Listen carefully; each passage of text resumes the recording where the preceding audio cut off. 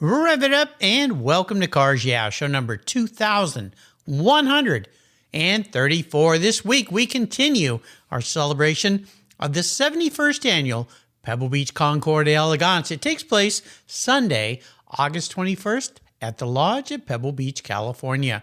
To learn more, go to pebblebeachconcours.net.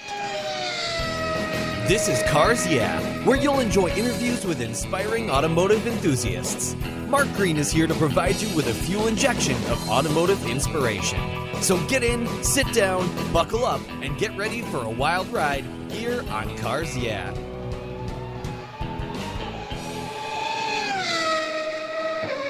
Hello, inspiring automotive enthusiasts, and welcome to Cars Yeah. Today I'm in Worcester, Pennsylvania with a very special guest by the name of Ross Myers. Ross, welcome to Cars Yeah. Do you have it in gear, and are you ready to release the clutch? I am. I'm in first gear and revving it up. Ready to lay some stripes, as they say. Well, before I give you a proper introduction and we talk about a really wonderful life you have, not only in your company and your business, but a fun museum, some incredible cars, and Pebble Beach Concours, of course, would you share maybe one little thing that maybe people don't know about you that's kind of interesting?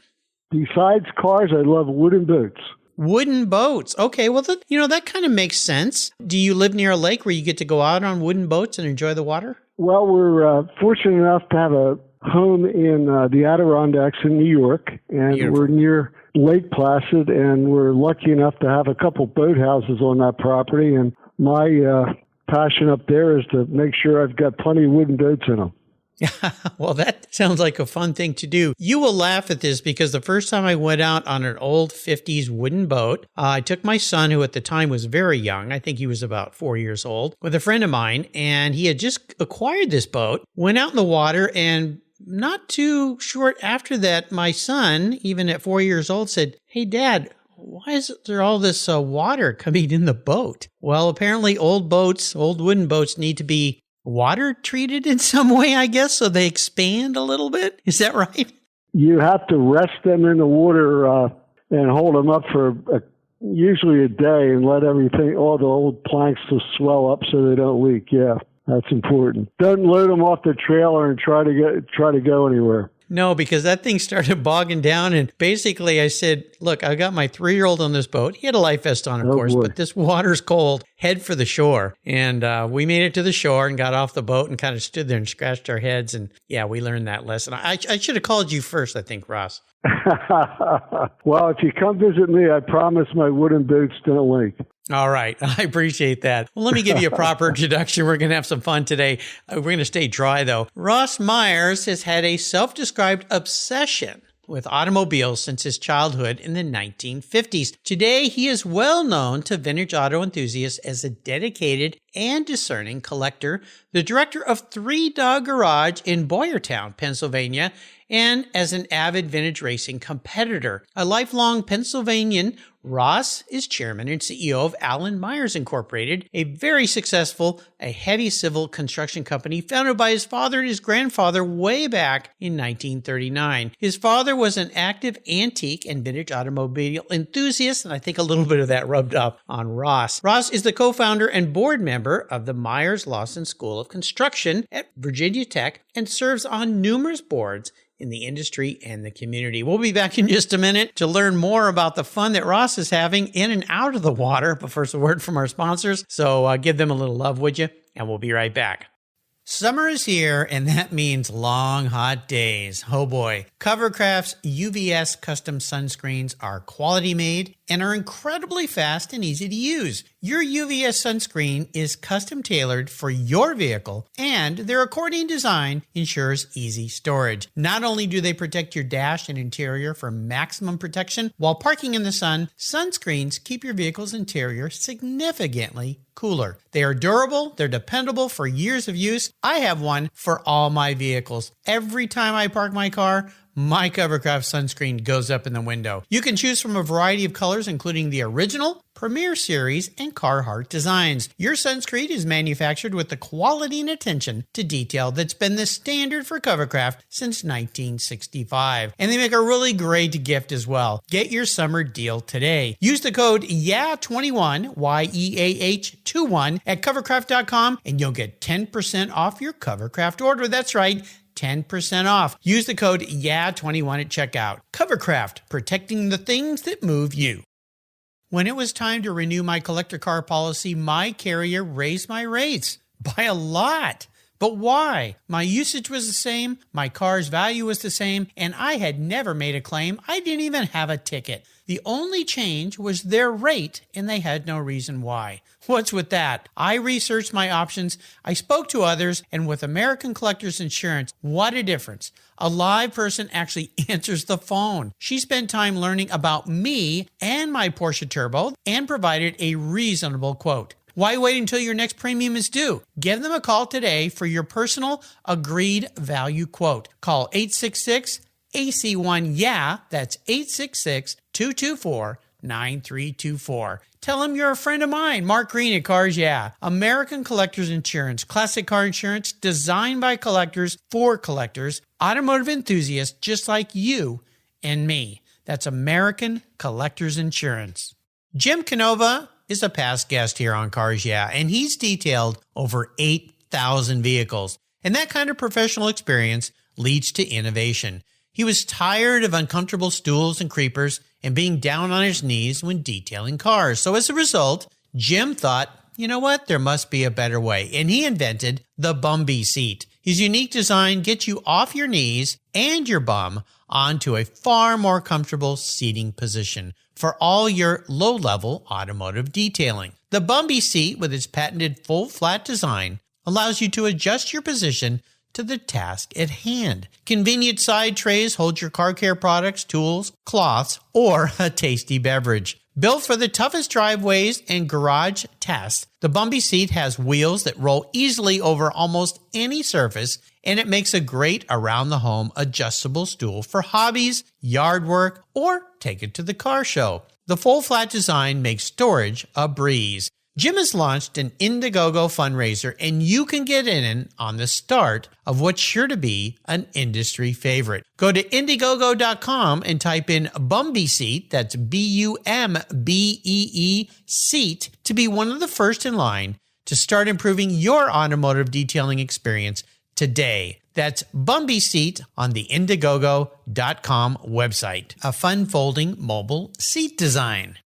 You listeners know that I'm a huge car care fanatic, and my friends at AutoGeek created their Wolfgang Deep Gloss Paint Sealant for perfectionists like you and me. Wolfgang Deep Gloss Paint Sealant is designed to provide long-lasting protection and a glossy, slick finish that, well, it's unmatched. The use of polymer technology ensures your paint is protected from environmental contaminants, those damaging UV rays, and lasts up to 3 months long. By providing the glossy look of carnauba wax with the longevity of a synthetic formula, Wolfgang Deep Gloss Paint Sealant is the best of both worlds. Go to autogeek.net to get yours for the best product selection on the internet today, along with their skilled technical support. Autogeek.net is where I go for all my detailing needs. That's autogeek.net. So, Ross, we are back. Now, I had a mutual friend of yours on my show yesterday by the name of Chris McAllister, who has a very similar background to you. And he was very excited to hear that you're going to be a guest today. And I understand you and he are good friends.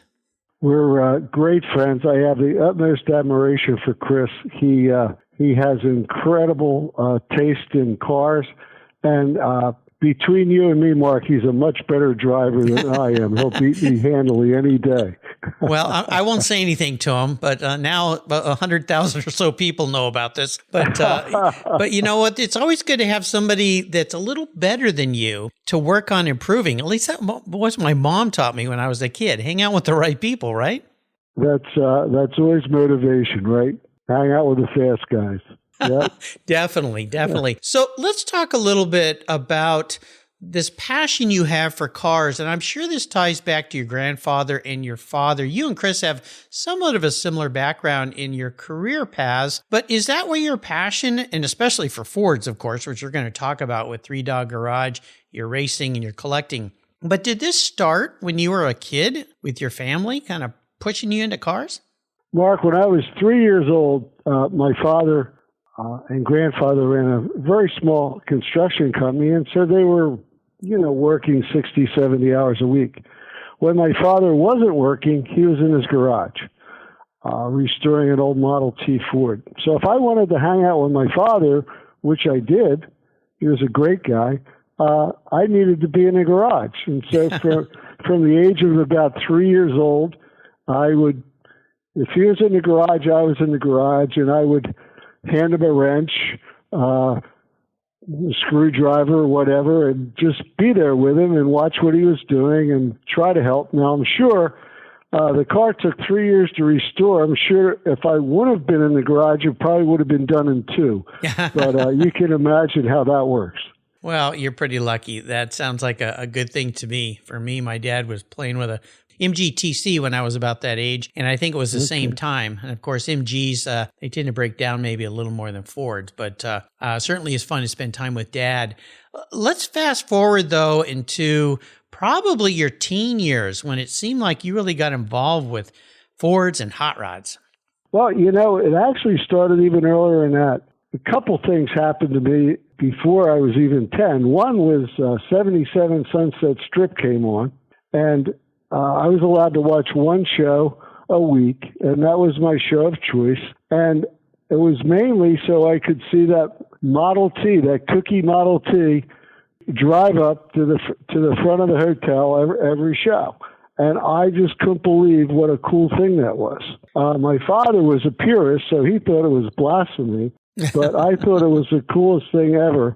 And so I would go to the grocery store with my mom, and when most kids wanted candy, I wanted her to buy me a Hot Rod magazine, which I read from cover to cover. On the East Coast, we didn't have anything close to the California car culture, but there were hot rodders. I was lucky enough to have a neighbor that had a body shop with a 32 Ford hot rod, and so I just got the bug real early, and I actually bought my first car that I wanted to build into a hot rod when I was 9 years old. It was a 36 Ford Coupe. My father wouldn't let me chop it, so I found a Roadster when I was 10 and bought a 36 Ford Roadster that actually ran, and I fixed that up as a hot rod and drove it to high school. So I got started really early. Yeah, 10 years old. Well, I want to tell our listeners something kind of fun with that. The influence of that one TV show. I think maybe we should set that rule these days for kids, like one TV show and maybe 20 minutes on social media these days, but we won't go down that path. That hot rod that you saw on that TV show, I saw you drive that over the podium at the Pebble Beach Concours. Same car? Same car. Wow. Same car. Dreams do come true.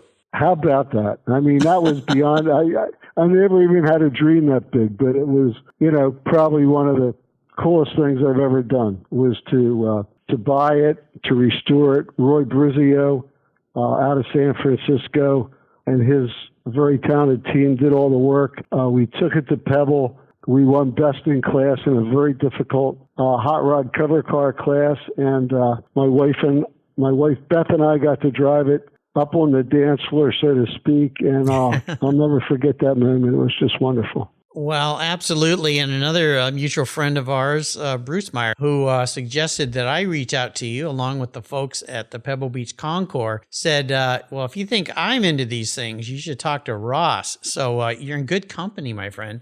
Well, he was the father of restoring old hot rods. Actually, he and Kirk White, and I knew Kirk, he lived near me. And between the two of them, they set me on a path of, wow, I could really relive my childhood and have fun and end up with some cool things. Wow. So I started, researching old hot rods, collecting old hot rods, and restoring old hot rods back to their original provenance. Well, this leads us to Three Dog Garage, because this museum is something quite spectacular. spectacular. And you have an amazing collection of hot rods. And of course, that's appropriate to talking about what's happening on the lawn at Pebble this year, because they're going to be celebrating the Deuces, but also some muscle car race cars. And you like to get out on the track too, right? Yes.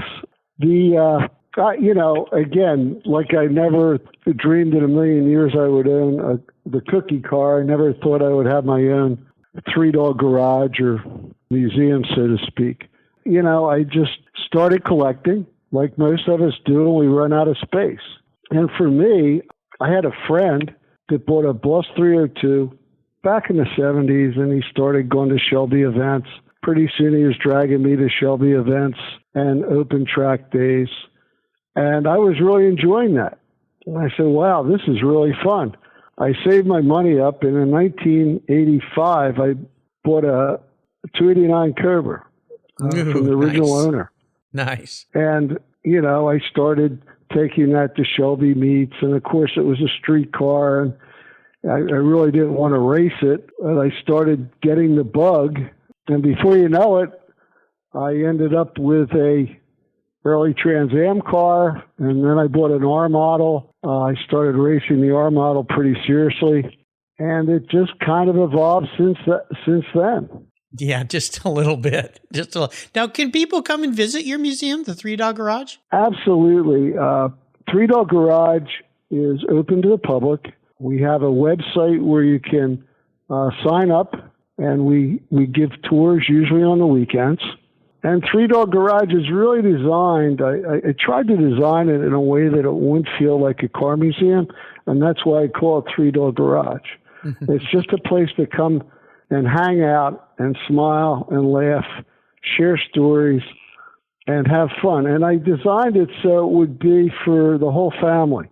So I have things like kiddie car rides for the kids. I've got simulators, racing simulators for the teenagers. I've got special movie star cars for the women that come along with their husband that think they're going to be bored to death. I've got airplanes hanging from the ceiling. I've got neon signs from the 50s and 60s all over the walls. And I've tried over the years, we've been doing this for about 15 years now, I've tried to make it so if somebody brought their family, everybody would be entertained and everybody would have a great time for a couple hours on a dreary Saturday or after a hard week at work. So that was my intent. And from the smiling faces of people that come and when they leave, just bubbling about how much fun they had. I think my three-dog team led by Chris Liebenberg pulled that off really well. Oh, no kidding. I'll make sure I put links to the Three Dog Garage. There's a great video you can watch, you listeners, so you can check this out. If you find yourself in that part of the country, I think it's a great place you should be going because there's some wonderful cars, great fun, and lots of smiles, of course. Let's talk a little bit about the Pebble Beach Concours d'Elegance because you're bringing a pretty special car this year, right? I am, and I'm actually bringing two cars. But two? Yeah. We've got one in the hot rod class and one in the Lincoln class. Well, how fun are you? You need someone to drive one of those on the lawn? Because I'll be there. I'm happy to help you out. I may. I have your phone number now, Yeah, there you go. Well, let's talk about, before we talk about the hot rods that's going to be on the lawn, what's this other car you're bringing? Yeah, well, let me say a little bit about Pebble first, if I could. Yes. And Pebble to me is the most unique car event in the world. Unless you've experienced it, you just don't really understand it. So anybody that's listening, if you have the opportunity to get to Monterey for Monterey Car Week, enjoy the vintage races, and especially Pebble Beach, you have to do it. It's got to be a must-have ticket someday for you. There's just nothing quite like it. On that Sunday, the best cars, and more importantly, I think the best car people in the world are all in one spot. And it's absolutely magic. It's absolutely magic. It is. I've gone 32 years now. Well, this will be my 32nd year. And many people have said to me, why do you keep going back? I mean, you've already done this. I'm like, well, because every time is something different. It always blows your mind, right? I mean, you walk in, you think, been there, done it. And when you leave, you go, I never saw that car before in my life. Yeah, a lot right? of them.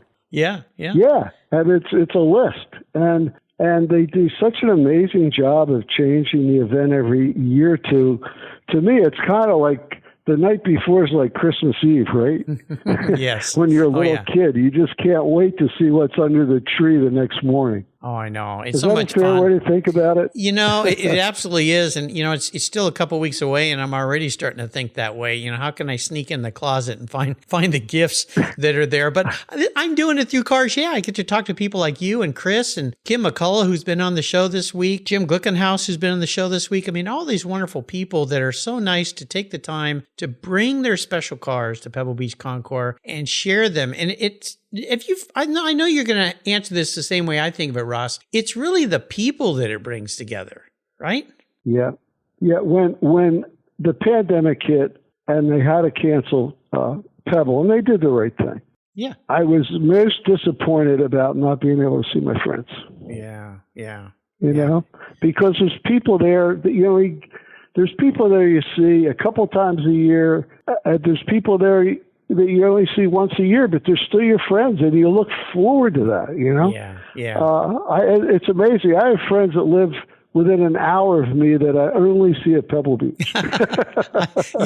I'm kind of the same way, and as fortunate I am to talk to so many inspiring automotive enthusiasts, I end up running into a lot of past guests at the show, which is really fun for me and many people I have on the show I've never personally met other than having them on the show. But these cars you're bringing to Pebble, let's start with the Ford. Well, they're both going to be Fords, but the non-hot rod Ford. I want to hear about this car.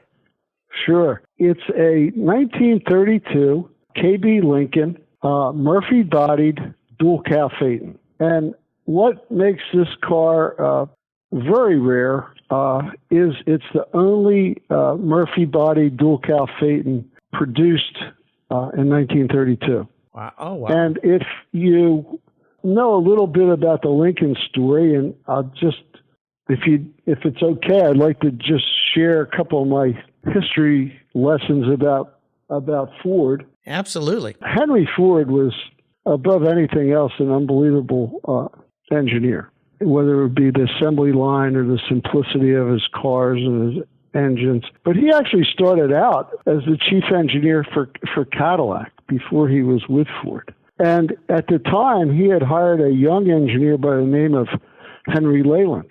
And Ford and Leyland, even back then, did not get along. Not too many people realize that, but Leyland heavily criticized Ford's engine design of the original Cadillac motor, and the two were, let's say, not very good friends. We go 20 years later, Henry Ford's the largest car manufacturer in the world. Leyland started his own car company called Lincoln, amazingly wonderful engineered car, not very attractive for the money. He went with a Murray body only, and it just was not an attractive car. It ran well, but it didn't sell well. And in 1921, he filed for Chapter 11 protection. Ford bought the business in February 1922, and therefore the 100th anniversary of Ford and Lincoln. The story gets even more interesting. Of course, Henry Leyland shows up, now a Ford employee, and it didn't work. It just absolutely turned into a Donnybrook, and within a year... A little bit awkward there, wasn't it? Yeah, a little awkward. And within a year, Leyland was gone. Henry appointed with the board his son Etzel to take over Lincoln. So a lot of Ford scholars actually wonder, Ford bought Lincoln. The publicized reason, of course, was they wanted to be able to compete with Cadillac and General Motors. Okay, and they didn't have a product that could do that. A lot of Ford historians think the secondary reason, and maybe the primary reason, was Henry Ford was looking for something big for Etzel to do, because there just wasn't enough room at Ford for Henry and Etzel with the temperaments. Etzel went over to Lincoln and was perfect for Lincoln because he was had a very good artistic mind, much more than Henry, and was into the design of the cars, and that's what Lincoln really needed.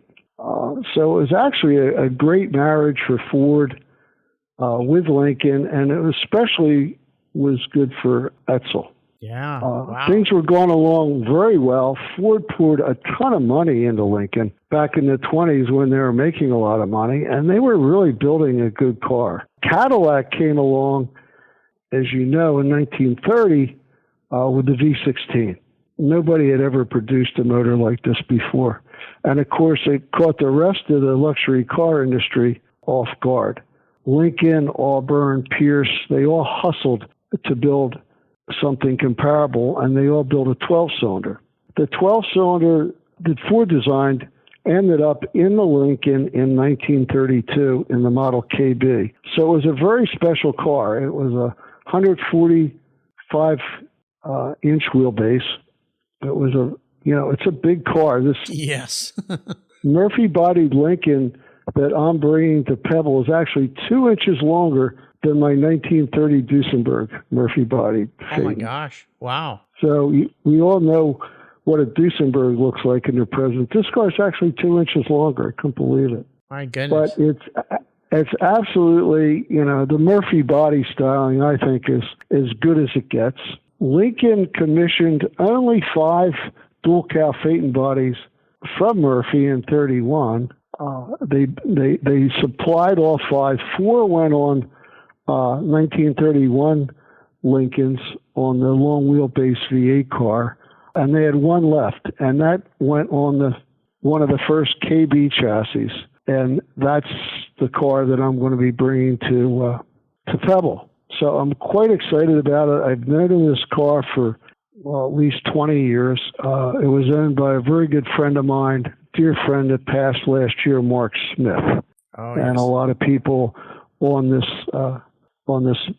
will probably recognize that name. But Mark was a real character and legend in vintage and especially classic cars. Anyway, Mark had bought this car from Briggs Cunningham. I tried to buy it for at least 15 years. He wouldn't sell it to me. He finally found a car that he had to have, and I caught him at the right time on the right day, and he sold me the Murphy-bodied dual cow.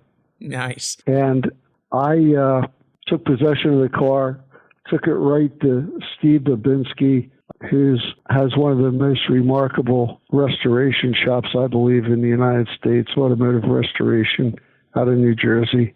Steve's restored 5 cars for me, and they're all wonderful and perfect, and they all run beautifully. At any rate, the next thing we know, we find out that Lincoln is going to be, a special featured market Pebble this year. And I said to Steve, can we get this car done in a year and take it to Pebble? And Steve and his team went to work. We were very lucky, and the car had been restored back in the 50s. It had come out of the Briggs Cunningham collection.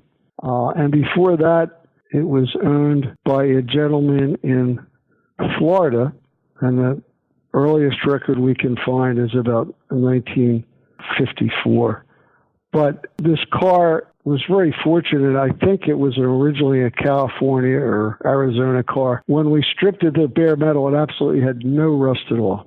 I've never seen an early car in that good a shape. I mean, not even in door latches. The chrome was still perfect. I mean, it was just remarkable how well preserved it was. Well, so we were very fortunate, and everything was there, and we're able to bring the car back in its original configuration. I always work very hard to restore cars exactly the way they were when they're first delivered, color-wise and appointments-wise. This car was originally black with a dark green interior, which is very unusual in its day. But I think it's going to show up on the field and look just great. Well, I have no doubt. I was up to see the car last week. Of course, there were 7 people still working on it feverishly. Of course. Some were underneath, assembling tailpipes. Some were two upholsters inside the car. Couple people wiring, and an engine guy doing his final tune-up on the car. So they're working feverishly. As I reminded them, we got to load it in 2 weeks here, boys. And, yeah. I'm sure they will, and the paint will still be a little tacky, but it looked wonderful. I'm very excited about it. I'm very excited for others to see it also. Well, it's great that you're sharing it. So let's go to the other end, talk about the hot rod, because this year they're celebrating the 32 Deuce. Yeah. And they're going to have some pretty cool cars on the lawn, including one of yours. I never thought it'd be possible to have one car at Pebble, let alone two. So this is a brand new experience for me. I'm not sure exactly how to get the vintage racing done and show two cars at Pebble, but we're gonna find out.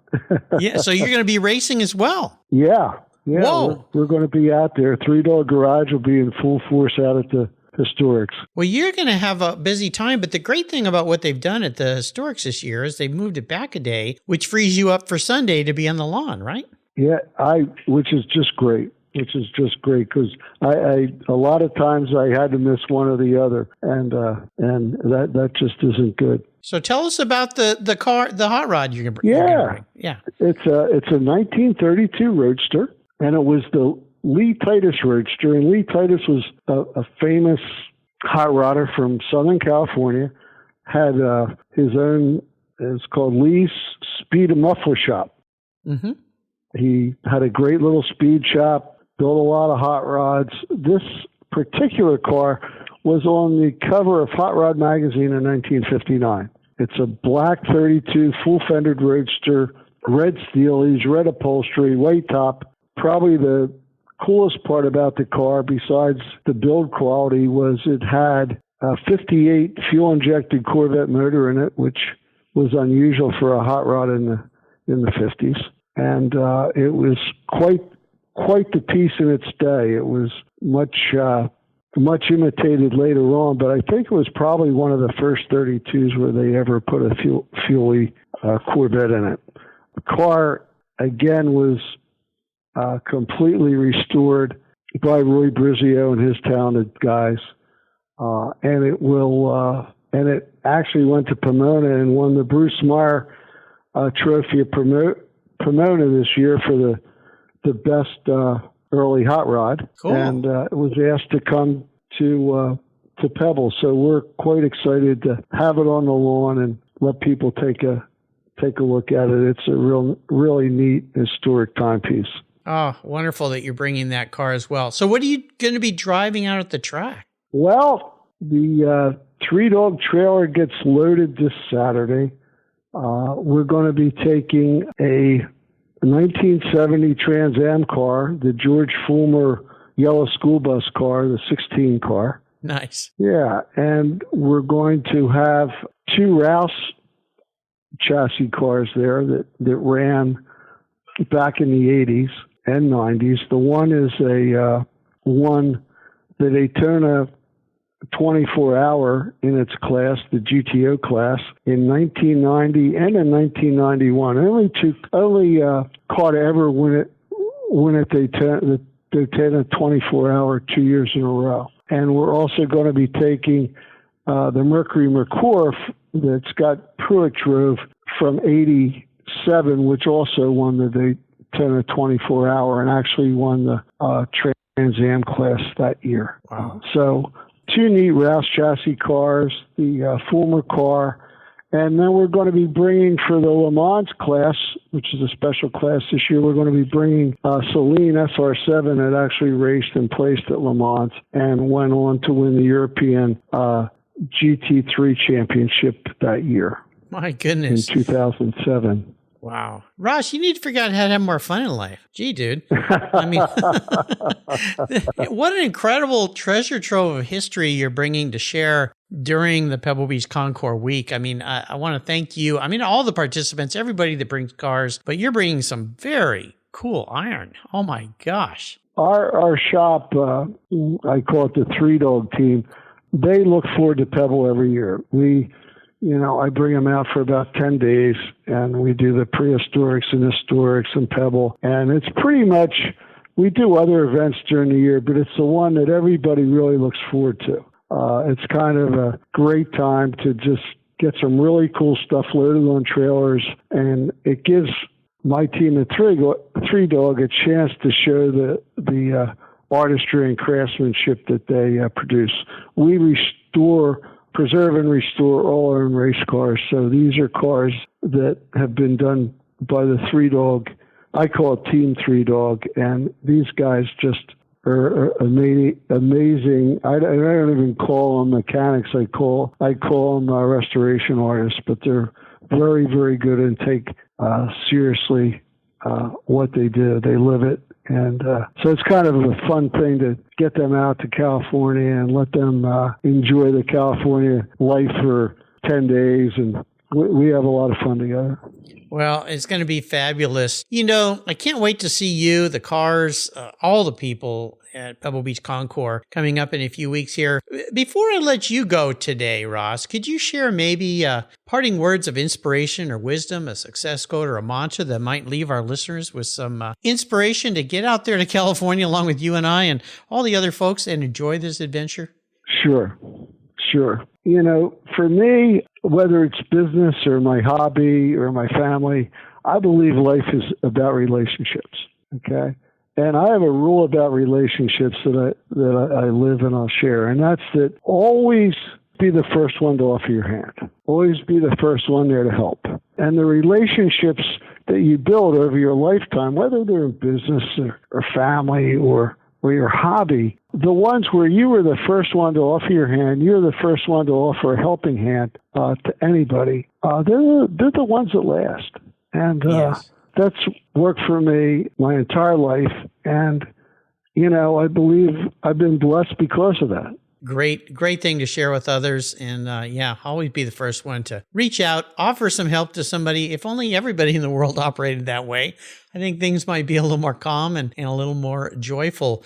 I want to remind listeners you can learn more about Ross and Three Dog Garage at 3dog.org, their website. I'll put links on Ross's show notes page. If you're fortunate enough to get out to the Pebble Beach Concours d'Elegance this year, you got to watch for these two cars that Ross and his team are bringing.